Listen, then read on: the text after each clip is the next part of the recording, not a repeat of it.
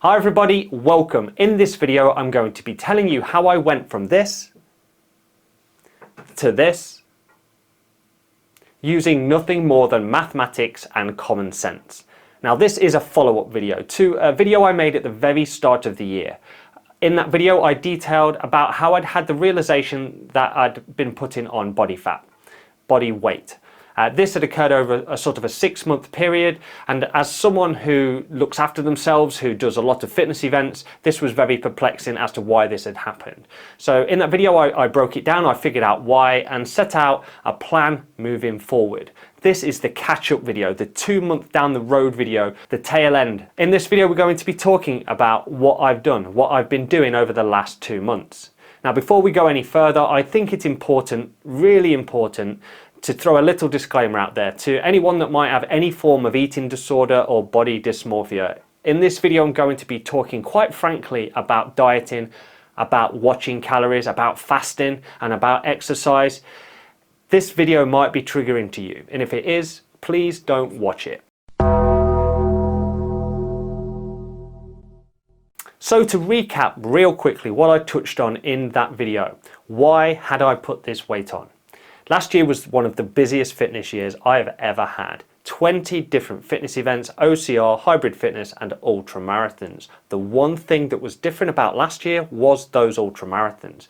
This meant that at the sort of the autumn of the year I had to run 3 ultra marathons quite close together that were all over 30 miles. Now I'm not an ultra marathon runner, so I had to commit to training 6 months ahead of time.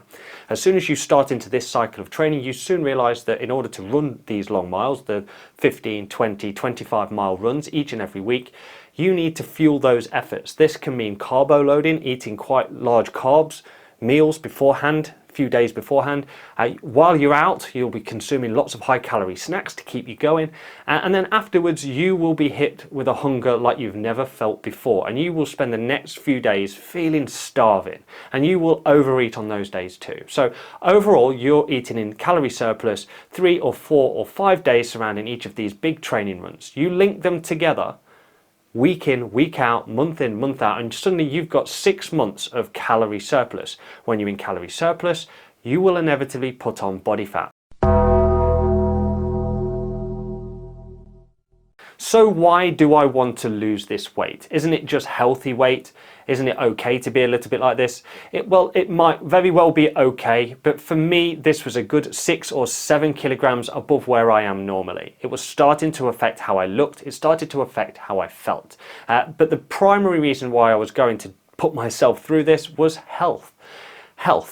Now, when a man looks in the mirror like I did, when I had that realization that my belly was starting to push out, starting to distend, I knew what that meant. I knew that the visceral fat in my abdomen surrounding my organs was starting to build up. This has an effect of sort of bloating a man's belly. It starts to push out, it starts to relax the muscles. If I let this go too far, my muscles, my abdominal muscles would never be the same again. If I let it go much further, the skin would start to stretch, and that never, ever goes back. Finally, the most important reason is avoidable illness. As this visceral fat builds up, it can start to increase your chances for a whole number of nasties that you can simply avoid by not allowing yourself down that path. If you can avoid those things, if I can avoid those things, it's important for me to do so. So the plan moving forward will comprise of 2 main principles: common sense and mathematics. Now we'll get to that one in a second. Let's talk about common sense component first, because it's an easy one. During this period, I am going to be avoiding foods that I believe are bad for me in one way or another. This could be high sugar, high salt, high calories. I'm going to be leaning away from those. That means cutting out an awful lot of crap straight away. I mean, fast food, takeaways, we're talking fizzy pop, chocolate, crisps. We're talking all of the things that in one way or another will negatively impact trying to lose body fat. So the mathematics side. This is simply the calories in, calories out calculation. This is the way your body burns fuel and consumes fuel. Now remember, there are a million different ways of losing weight. There are thousands of named diets and constructed mechanisms like Slimming World and Weight Watchers, where they've built an entire ecosystem of complexity over the top of what is just a simple mathematical equation. And by simple, I mean adding and subtracting, right? Every single diet that a human being has ever made for weight loss does the exact same thing. It reduces the calories lower than the amount that you burn on each day. And so we have two numbers. It's simple addition and subtraction. But we need a starting point. In order for this to all work, we need a starting point. And that starting point for me was to jump onto Google, type TDEE, which stands for Total Daily Energy Expenditure. And there's lots of calculators out there. There's one on calculator.net. Put in all your details and it will spit you out a number of how many calories you need to eat on any given day based on just sort of your normal existence. For me, that was 2,600 calories. It's not too far from the recommended daily amount put out for men. And the general guidance on that same website is if you want to lose weight, subtract 500 calories from that. So I've taken it down to 2,000 calories just to allow for a bit of margin of error, and it gives me a nice starting point. So on any given day, I will not exceed 2,000 calories. I can be under a little bit, but I will not go over. So 2,000 calories should in theory give me 500 calorie deficit each and every day. Now added up over the course of a week, that equals 3,500, which is the exact amount it takes to burn 1 pound of body fat. Just 1 pound. So if you go 500 calories less every day, you burn 1 pound of body fat. Now I personally wanted to lose weight a little bit faster than that. So what I did in addition to cutting out that 500 calories is to make the promise to myself that I would exercise every day to 500 calories. This actually meant that I would need to exercise for about 30 to 40 minutes at a reasonable intensity. Not crazy, it's not crazy long, it's not crazy intense, it's just about getting those calories done. So that's what I promised. That would in fact be 1,000 calories a day. That would equal 7,000 calories a week, which is 2 pounds of body fat. So I now have a starting point on 2,000 calories. But how do I track what I'm eating? Now there's lots and lots of different ways of doing this. The most common is to keep a food diary and just write down all the numbers of all the calorie amounts on the packets of everything you eat. It gets a little bit complicated around dinners when you are cooking and mixing things together, but you just have to do your best in those instances. Now there's lots of apps that you can get like MyFitnessPal that will track a lot of this for you, that scans the packets or the barcodes and adds it all up for you. These are really useful. But I have chosen not to do that, and that's because I've tried those in the past and I generally get a little bit complacent, a little bit lazy with these things, and I start to track things less and less until it's no point doing it at all. And that's a common mistake when using these kind of things. People don't track things accurately, and this is why they start to struggle with progress, because they're not tracking all of the calories that they are consuming. So knowing that I'm no good with this stuff, how am I going to monitor how many calories that I'm going to consume? Well, I'm not going to be calorie counting. It's not my bag. I don't like it. I need a mechanism that will bring me down to about 2,000 calories or less without any complex things to think about. And one such way is intermittent fasting. Now I've used intermittent fasting before and I know it to work, and the reason why people generally lose weight when they're doing intermittent fasting is because on average people that do intermittent fasting consume 500 calories a day less than people that would eat normally throughout a day. The general premise is that in this period, this long period without food, your body will essentially run out of food and fuel and start to use its built-in body fat supply, and it generally leads to people losing weight, which is great because that's exactly what I need. And the reason I'm doing intermittent fasting is that I've used it in the past and I know it works for me. I also know it doesn't work for everybody. Lots of people I know, whenever I tell them about this, they can't even fathom the idea of going without food for a period of time. It doesn't work for everyone. It's just one of the tools that I'm using for this particular endeavor.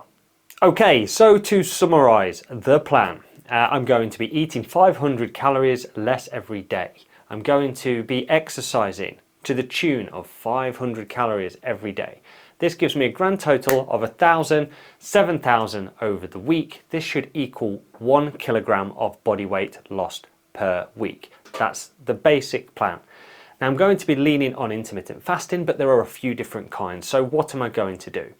In January, I have decided to go to the more extreme end of the intermittent fasting scale. I'm going to be doing 20 and 4. This means going without food for 20 hours at a time, eating all of my 2000 calories within that 4-hour window.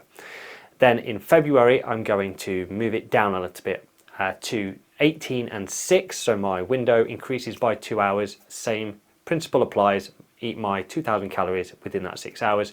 And if I'm still going in March, I will go one step further and do 16 and 8. Now, before I get into describing how I'm going to implement my plan, it's important to remember that I'm not starting from scratch like some people are. Last year was a very busy physical fitness year for me, and as such, I'm still carrying quite a lot of muscle mass. Muscle mass contributes heavily towards burning calories. The more muscle you have, the more calories you burn. So I'm essentially going to be using what I have to burn off that body fat. Now, it's important to me to prioritize that muscle mass. I don't want my calorie restricted diet to contribute toward me losing lots of muscle.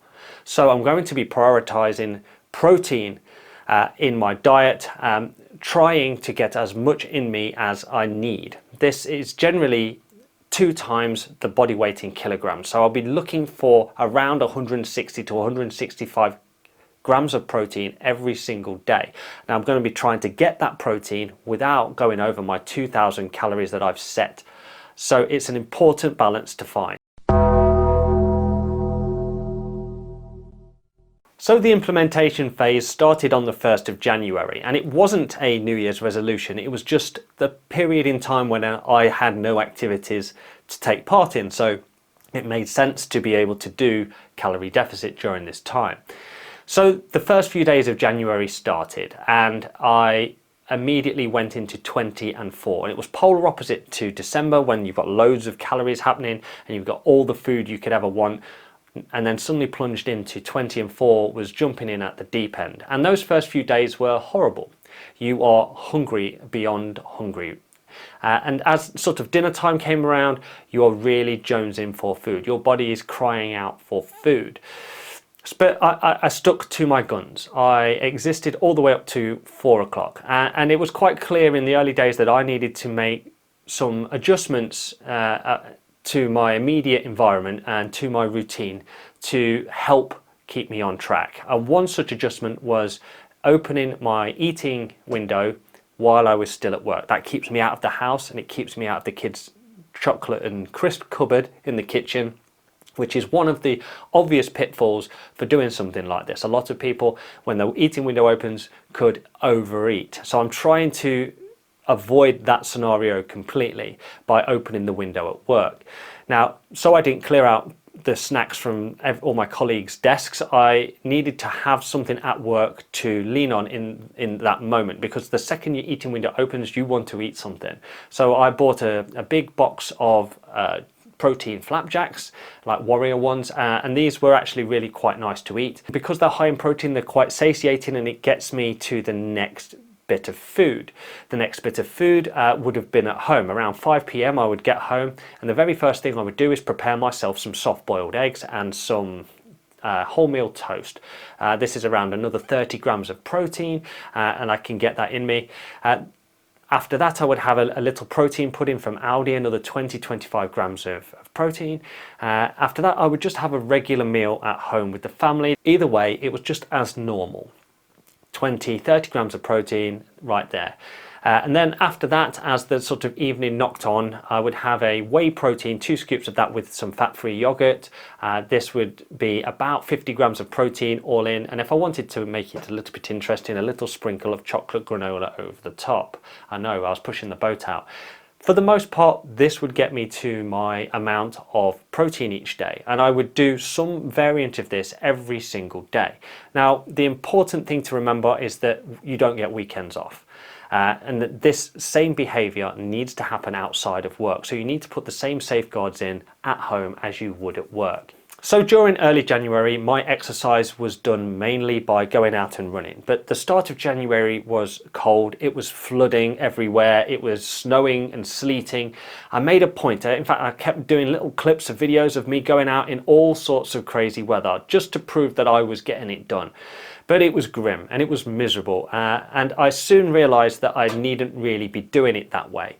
I realized that I wasn't now using my dinner breaks at work. They were completely redundant. They were surplus to requirements. So instead of waiting till after work or trying to get it done before work, I utilized that lunch break to go and do some exercise. While everybody else went and ate food, I went and did 30, 35, 40 minutes in the gym at running, at rowing, at circuits, anything to get those 500 calories done. It then meant in the evening that I didn't need to do them. It meant that I could be in the house, I could spend time with the family, I could get jobs done around the house. One of the things you might assume that when you are calorie depleted, and I would be getting into the gym around 18 hours fasted, that you wouldn't have any energy, like you would be completely void of it. But the very opposite thing happened. I was finding myself going into the gym and I was extremely full of energy and I couldn't figure out why. So I went online and I had a little Google about the phenomenon, and that's because when your body enters its fat burning phase, ketosis, it's providing a steady stream of energy to your body to use. Now it's only finite, obviously there's only so much in you and there's only so much it can convert at a time, but because it's a steady stream of energy over 30-35 minutes, it completely fuels your activity. Yeah, I was remarkably surprised by how much energy I had during these sessions. I was now in a good routine with my food and my exercise was getting better as well. Now, what I hadn't anticipated happening is me getting fitter during this phase. I was only going and doing the exercise to burn those calories, remember, that's all I wanted. But because I was going into the gym every day, I was going on the treadmill every day, I was soon realizing that I was getting faster on the treadmill. My 20-minute 5K became 19:30, became 19, became 18:30, and in the end I ended up running a 18:03 over the 5K distance, and this set an alarm bell off in my head that I'm actually getting fitter as a result of doing this style of training, this everyday training. So this led me to going and signing up to a Spartan Deca mile in February. So I now had something to train for, something to focus on, and that was important because when you are just coasting in a gym, you don't try very hard. When you've got something, you know, a little bit down the road, it makes you try a little bit harder, and that's exactly what it did.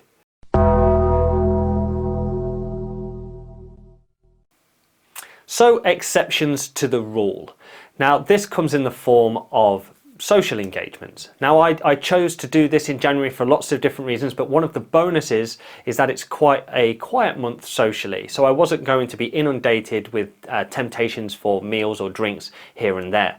But one did happen, and this was from a really good friend who I hadn't seen in a long time, so I couldn't say no.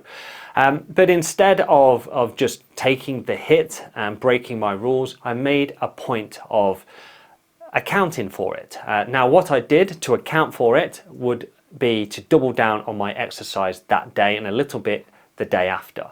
I also didn't eat until that meal, which was at 6 p.m, which was an additional 2 hours my body went without food. So while I did have this massive bowl of curry and paneer and naan bread and poppadoms, it was fully and completely accounted for, and I remained in my calorie deficit that day. Now, it's really hard to do something like this without jumping on the scales all of the time. It's important to remember that the scales is a terrible way overall of measuring this kind of progress. It can be good. It can tell you that you are losing weight, but similarly, it's also weighing the amount of water and food and poop that's still in your body and can fluctuate anything up to 2 kilograms a day. So it can feel a little bit sometimes like you're taking 2 steps forward, 1 step back. It does feel like you're going up as much as you're going down. The best way to sort of get around this is to only weigh yourself once a week at most.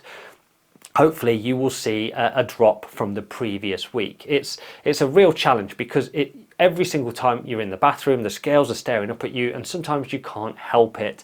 But it's important to remember that there are lots of things that make your weight fluctuate every single day. So don't beat yourself up if you've put on a kilo or whatever. That could just be a big poop and a glass of water that's inside you to make that amount of weight. So don't stress too hard. So toward the end of January, week 4 going into week 5, I started to look at myself in the mirror again, and it was at this point I started to see the first signs of change. Right, it's important to remember change takes time, and it takes 4, 5, 6 weeks before you might even see the very start of change that's not necessarily presented on the scales. So I started to look at myself, and it was quite clear that my belly wasn't sticking out as far as it was, and this is a great sign that the visceral fat that's been building up inside of my abdomen has started to be burned away, and this is those initial steps toward being a much healthier person. So I got to the end of January, and I was pleased as punch to have got there, having maintained my 500 calorie deficit, my 20 and 4 fasting, and my 500 calories a day exercise. So now I was looking at the next month and what challenges would I get from that. Now I'd got my event on the 22nd of that month to look forward to, so I had 20 something days before that happened. So I was still going to maintain my plan to extend my eating window, so I was now moving to an 18 and 6 moving forward into that month. As I made my way through February, I realized that I wasn't losing weight as fast, and this was down to a couple of reasons. I was basing all of my calculations on my original weight. I was now 5 kilos lighter than I was at the start, so I had to be either doing a little bit more exercise or consuming slightly less calories to sort of offset my now lower body weight. I was also, I think, bumping into something known as metabolic adaptation. This is where your body simply has got used to your new routine and tries to preserve body fat a little bit, because your body wants to have body fat on it. It wants to have those reserves in the event that it needs them. So the loss of body fat slowed down a little bit, and that's inevitable. And all you can do at that point is trust the process and just keep going. So as February knocked on, my Spartan Deca mile event that I booked for myself in January rapidly approached. But I was still fasting. I was still fasting every day. I was still doing my 500 calorie deficit. I was still doing my exercise. And I did this right up until the Friday, the day before my actual event. And I made one small compromise for taking on this event. That morning, I had a muffin for my breakfast. It was the first time that I'd eaten before 2 p.m. in about 7 weeks, but I felt that I needed a little bit of something ahead of competing at 100% effort. So that's what I did. I went to this competition. It was a great little event, loads of people running around doing all the Spartan Deca stuff, and I had my go. And I got a 23:31, and that felt great. The actual event went really well. I felt like I'd done really good. And I'd inadvertently won the bloody thing. I came first place overall. And it was at that point that I felt reassured that everything I was doing was going well. It gave me extra motivation and hope for the future and for my subsequent competitions a little bit further down the line. So the results, how have I done?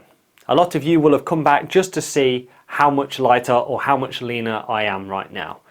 So the lowest I got occurred at around week 7, week 8, and I weighed in at 80.4 kilos, and that was starting from 86.6 kilos. So you can see that I have lost pretty much an entire stone in that time, 59 days.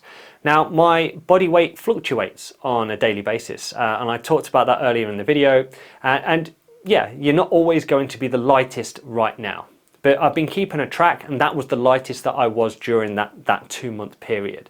So how am I looking at the moment? It's very easy to take a look at the scales and the measurements and think one thing, but ultimately it comes down to how you have changed visually. Now in this video, I said that I wasn't expecting a massive body transformation, and I stand by that. I haven't gone through a massive body transformation, but side by side compared to how I was before, there is a significant difference, and that's not to be unexpected with 6 and a bit kilos lost, an entire stone lost. So right, I made a point of taking my shirt off in that last video. It makes sense to sort of do the same now, but I will also throw up on the screen a before and after that I've taken on a still photo. So right, let's give this a go. Okay, so in my first video I made a point of taking my shirt off and being sort of transparent about where I was at physically. In this video I'm going to do the same, and that's because I think it's important so you don't just assume that I've edited pictures or done anything silly like that. I'm just going to show you my progress in terms of my physique now compared to what it was then. Right, time for me to be brave. Here's nothing. Okay, so there should be quite a noticeable difference between then and now. Now, at this point of recording, I've not yet had a chance to overlay them, so I'm just assuming that there is. So my ab muscles are quite a bit more obvious, though they're not all 6 present at this point in time. I can at least see abs. The V-cut down the bottom, very much there. Chest very clearly defined, as are shoulders, traps and biceps. As I've lost weight, muscle definition has improved considerably, and because I'm doing all this extra exercise, tone has improved also. Yeah, and keeping on top of that protein has been a real important factor in the entire process. So that's it, boys and girls. That's what 59 days worth of incredible commitment looks like. So 2 months of consistent, dedicated training and diet has yielded really good results. It is now March. So what's next? At the moment, I'm keeping the 18 and 6 fasting. I'm still keeping that diet as it is, but March has an event in it. In fact, it has 2 events in it. I'm going to the Hybrid Games on Sunday, and 6 days after that, I'm going to Hyrox Glasgow. So this particular month, I'm going to have to adapt my routine specifically to cater for those. That means eating a little bit more. That means eating a little bit more regularly. It might even mean going over 2,000 calories for the first time in months. So, but you need to fuel those activities. You need to fuel the training for those activities. I know this. I'm not going to be doing this forever. This wasn't going to be one of those things that I would do forever. I just needed to get back to my fighting weight, my racing weight. That was the goal. I wanted to be fitter and more efficient as an athlete, and I wanted to be healthier and happier as an adult man in his mid-40s. And both of those things have been accomplished. So as I move forward now into the next phase, which is competition season, I can now start building on these foundations. I feel that this video has been an absolute blast to take part in, and I feel like it has gone so terrifically well that I just hope some of you out there are inspired to take these sorts of steps yourself. Now, as I said at the beginning, there are millions of ways of losing weight. There are a million ways of getting fit, and everyone will have an opinion about it one way or another. Find what works for you and stick to it. Don't expect results straight away, and just stick to it, okay? It takes time to do these things. It takes every bit as long to lose this weight as it takes to put it on in the first place. Okay, thank you so much for watching, guys. I know this has been a bit of a talky one, but it's just one I wanted to get out there. Thank you so much for watching. Please give the channel a subscribe. There should be a little button down here, and I'll see you in my next video soon. Mart out.